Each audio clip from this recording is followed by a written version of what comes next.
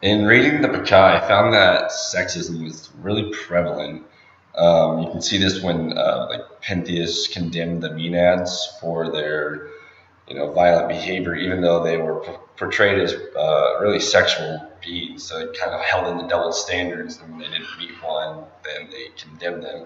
And especially in a society where goddesses were worshipped so much, but even then you could see that the goddesses weren't treated exactly fairly, because the whole story was possible because Zeus cheated on Hera to have Dionysus. So moving on to the three themes, a big one was religious difference that kind of drove a lot of the play itself.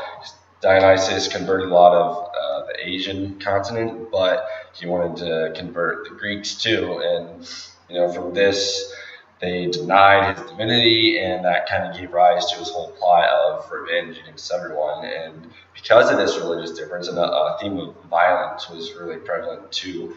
Um, it shows the whole results of differing religions and denying one's religion, and we see it a lot with the Maenads because they're portrayed as sexual, like really feminine beings, but also as really kind of non-human, violent beings. How they slaughter the cows, and then with Agave, how she, in the end, kills her own son. And then with that, there's transformation is a big one too, with Dionysus transforming into a mortal right from the get-go. And then he transforms Pentheus into a woman.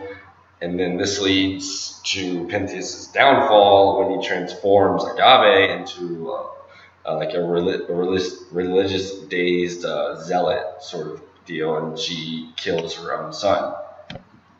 So the Maenads, they were portrayed, they kind of were held to a double standard. They were portrayed as really feminine, really sexual creatures, how they were really one with nature and had orgies out in the woods.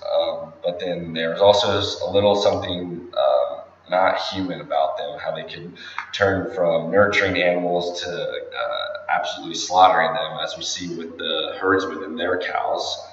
And then as for the whole Elvis being on the cover, I think a really good connection between Elvis and Dionysus can be made. They both were really young. They were both passionate, and they had a religion that they wanted to spread. And they both were faced with challenges from Elvis, the older generation, though he had the support from the younger generation, and Dionysus, though he had support from the Asian continent, he faced Pentheus and all the non-believers.